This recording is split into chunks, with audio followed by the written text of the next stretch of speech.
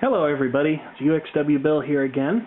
A couple months ago I made a video about a Screamer branded cassette tape sold by the 3M company. One of the comments on that video came from YouTube user Jerkwad152, who wrote in to ask if I had any 8-track equipment. Well, I didn't, and I've never really been all that interested in 8-tracks, but then I found a stash of them in my grandfather's basement that I thought I might like to play and see what was on them and see, what they sounded like. Now, my first memories of 8-track were pretty distant. Back when I was a child, my aunt had a Ford Thunderbird with a factory-installed 8-track player, and I remember that at the time it sounded pretty bad. It probably needed a lot of help. I mean, the car was from the 1970s, and this was the early 1990s, so the thing had had 20 years of use and probably no regular maintenance or anything like that to keep it at its prime. So I went thrift storing to find something suitable on which to play those 8-tracks in my grandfather's basement.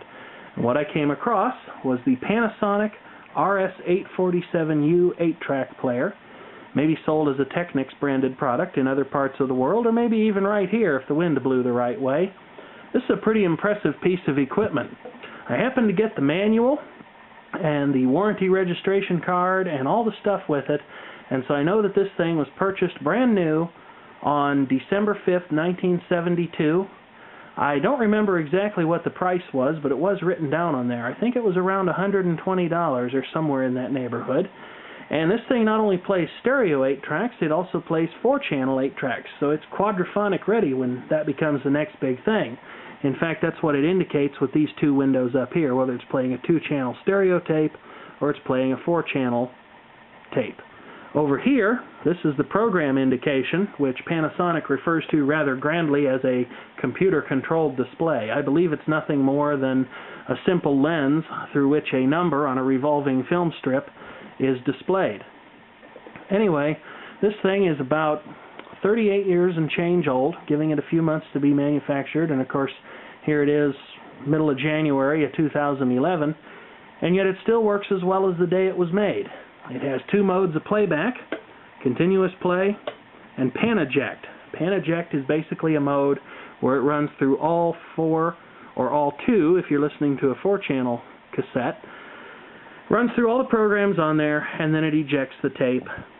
Continuous play does exactly what it sounds like, and so for a little bit of a demonstration of 8-track tape technology, I have here something that was produced rather late in the lifetime of 8-track as a popular recording medium. A Reader's Digest pleasure-programmed Stereo 8 cartridge set consisting of 3 cartridges and pleasure-programmed for easy listening folk, which may or may not be your thing, but, constructive disagreement if you comment. So anyway, we'll stick this in here, make sure the volume's set up right over there, and it seems to be okay.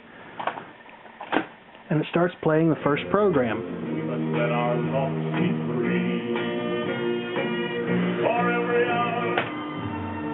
And when you press the program selector, it changes what you're hearing because the playhead actually shifts down onto the next row of tracks on the tape.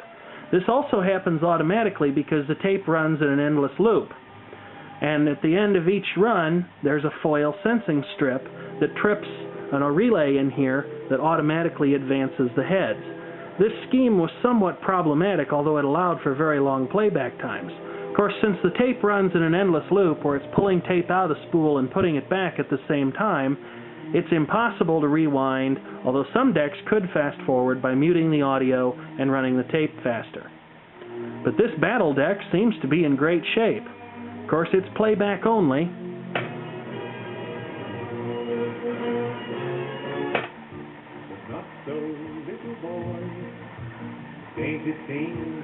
When it's set to pan eject, at the end of the last program, kicks the tape out.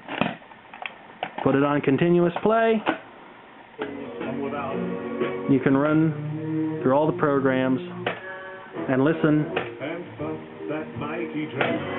as long as you like.